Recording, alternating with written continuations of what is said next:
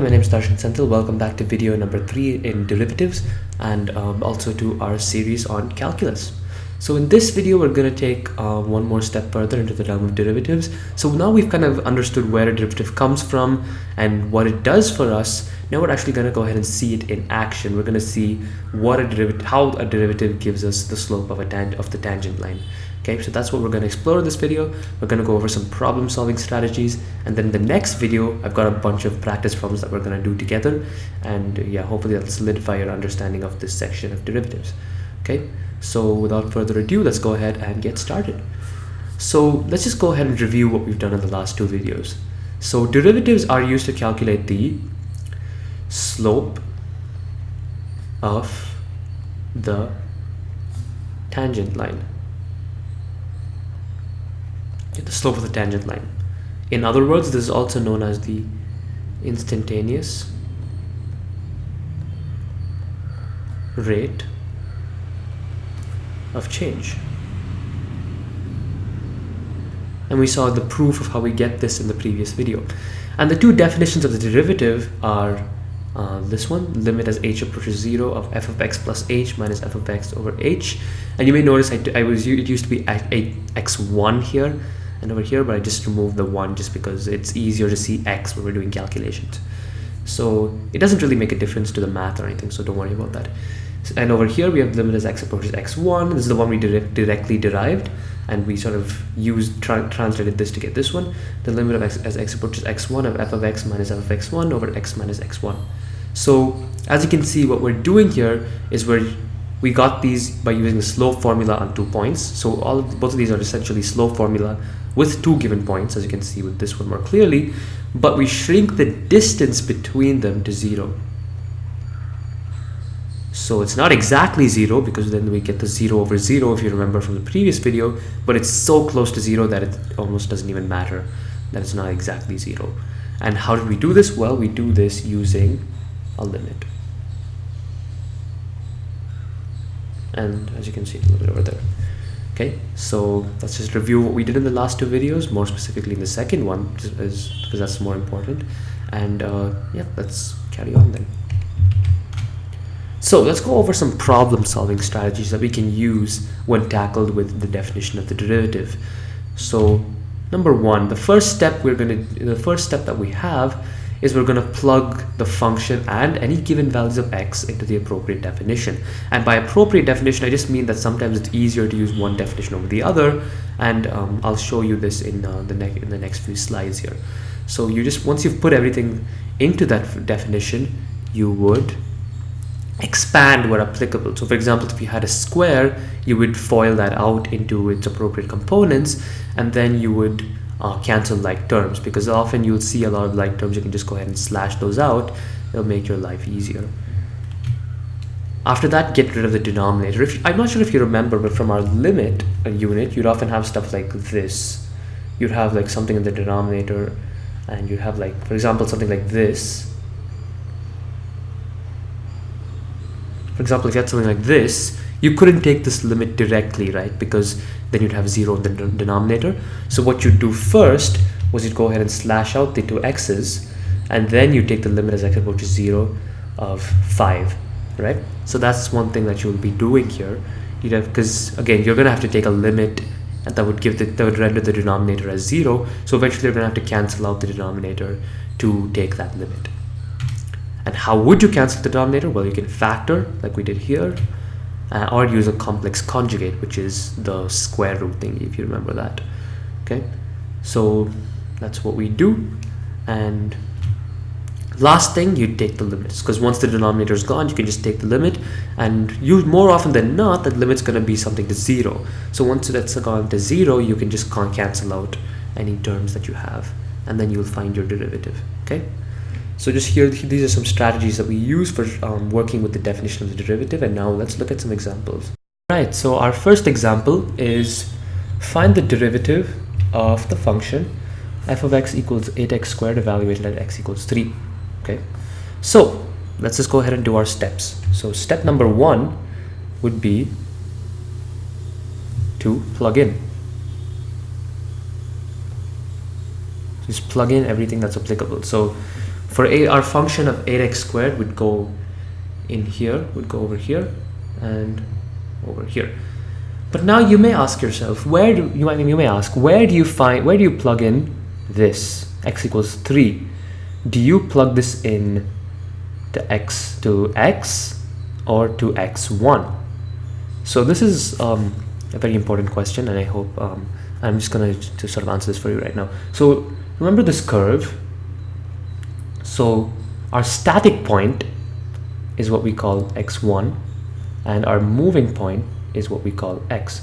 You can actually see that right here in the limit. Notice as x moves closer and closer to x1.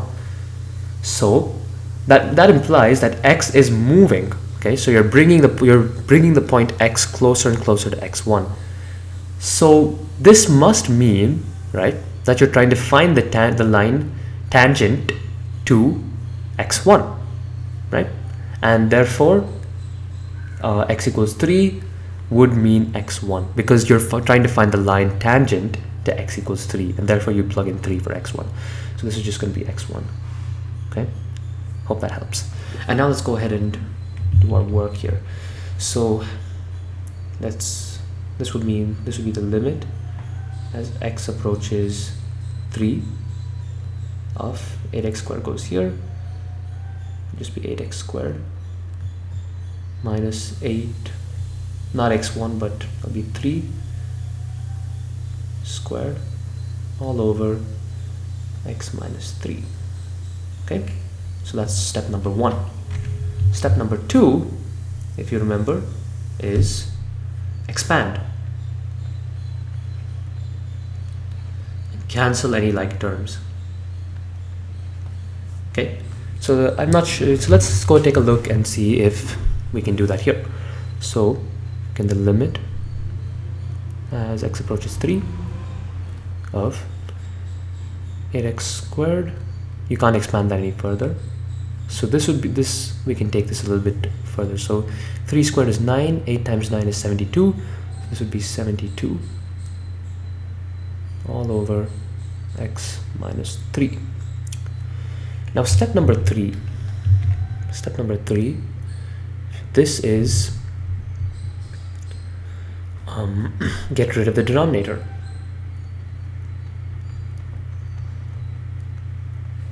Just gonna write denom for short. So how do we do that though? We can't do anything with this right now. So what we should do, if you remember the previous slide, what some options we have are conjugate and factor and factoring. So in this case, what we're going to do is we're going to factor. We're going to try to factor out the denominator. Okay, so I'm going to just factor out this on to the side here just so that I can save a little bit of space. So this factors out here. What factors can I pull out of this? Well, I can pull out an 8 out of both of these terms. So this would be 8 x squared minus 9. Now that doesn't really help me much at this stage because still nothing cancels. So I'm going to have to take this one step further. Notice that x squared minus 9 is a difference of squares. So that means I can FOIL this all out to 8 x plus 9 x minus 9.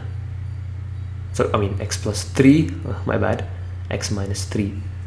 Because this is the same thing as x squared minus 3 squared, and hence it would be x plus 3 times x minus 3. Sorry, that's a little bit messy there, but you get the picture. X plus 3 times x minus 3. Okay, so this now is a lot more helpful than this right here. So now I can go ahead and plug this back in here, and I can go ahead and start to cancel some things. Some things will start to cancel. So the limit as x approaches 3. And one more little pointer I want to make. Notice I'm carrying over the limit to each step. You may remember this from our limits unit, but it's important that you carry over the limit to each step of your problem until you actually take the limit, because or else your work will be wrong and you're likely going to make a mistake somewhere. And also it's just good etiquette to carry that limit over everywhere. And that's also partially why I did this thing over to the side, just so that I didn't have to keep writing limit over and over again and save some space. Okay. So let's write all this out. This would be 8 x plus 3 x minus 3 all over x minus 3. And now I can go ahead and cancel out this and this, and that would be getting rid of the denominator. And now I'll be left with the limit as, actually let me do this down here. So it'll be the limit as x approaches 3 of 8 x plus 3. Okay, and now you could either multiply the 8 to both terms and then you could go to step 4, or you could just leave this as is. There's no difference here. So step number 4 is take the limit. Now there's nothing hindering us from taking the limit anymore. Sorry about that. So I can just go ahead and take my limit. So as x approaches 3, this will end up being, and now notice I can drop my limit. So this would be 8, 3 plus 3, which is basically 8 times 6, leaving me with a final answer of 48. Okay, so that's how we do this. It's pretty, I hope you saw how each step comes down to it, and we can eventually land up with the answer here. So again, let's just quickly make a note of what 48 is. So what is 48 tell us? Well, this means that the slope of the tangent line at x equals 3 of the curve f of x equals 8x squared is 48. Make sure you always remember what we're really finding. So this just basically means that the slope of the tangent line at x equals 3 of this function is going to be 48. Okay, so that's with this example. Let's just go on to the next one right here. All right, so in this example, again, it's going to be the same thing. It's the same function, except I'm using the second definition and I'm missing an x value. So I'm going to show you why we're actually doing this at the end, but same process really. So first, step number 1, plug in, and this time we should go a little bit faster than we did last time because we know what to do here. So this is going to be, actually it's going to be slightly trickier because we don't have an x value, but the same concept. Again, don't forget the limit as h approaches 0 of 8 x plus h squared minus 8x squared all over h. Okay, step number 2, expand and cancel. Okay, let's go ahead and do that. So what can I expand here? Well, I can expand this guy over here, and this foils out to x squared plus 2xh plus h squared. So now I can plug this back in here, and at the same time I'm actually going to go ahead and multiply the 8 to all these terms as well. So I'm going to really be doing 2 steps at once, so I just hope you can just follow that here with me. So limit as h approaches 0. Remember, I'm going to plug this back in, and then I'm going to multiply each term by 8 at the same time. So this is going to leave me with 8x squared, and I'll do these terms in green, 8x squared plus 16xh plus h squared. I should make this liner, all minus 8x squared and over h. Okay, so we've expanded, and now let's go ahead and cancel some like terms. Negative 8x squared and positive 8x squared will cancel each other out. So this is going to leave us with, this is going to leave us with the limit as h approaches 0, and again, don't forget to carry the limit to each step, of 16xh plus h squared over h. And now step number 3 is get rid of denominator.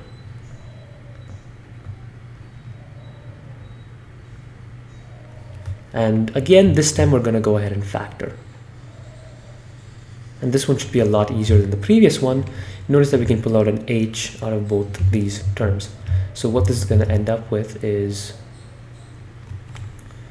the limit as h approaches 0 of h 16x plus h all over h.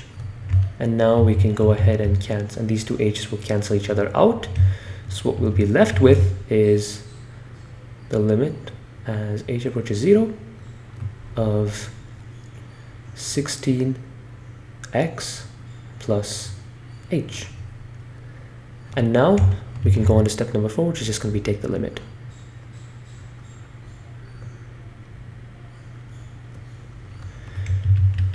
And this would just simply be 16x plus 0, because again, as h is going to 0, so it's just going to be 0. So this is just going to be 16x. I mean, 16x is our final answer.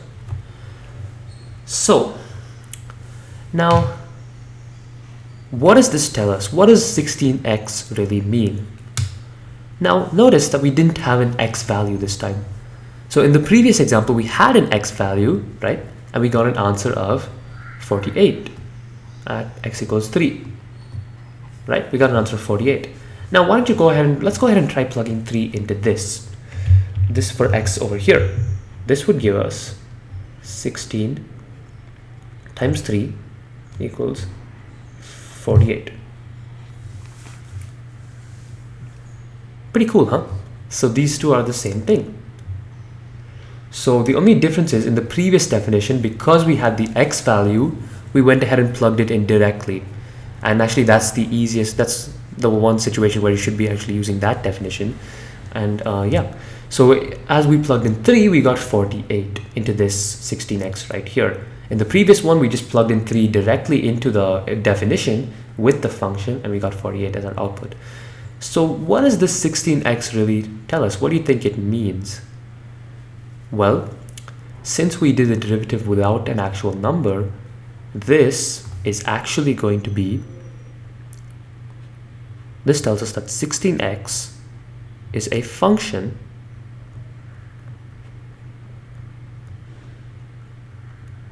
right, that tells us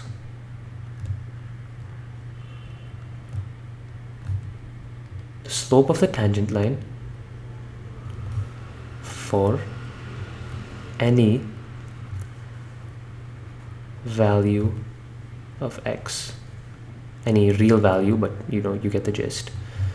It tells m10 for any value of x on the curve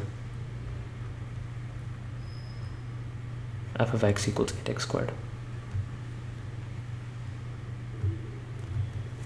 Or in other words, you could say 16x is the derivative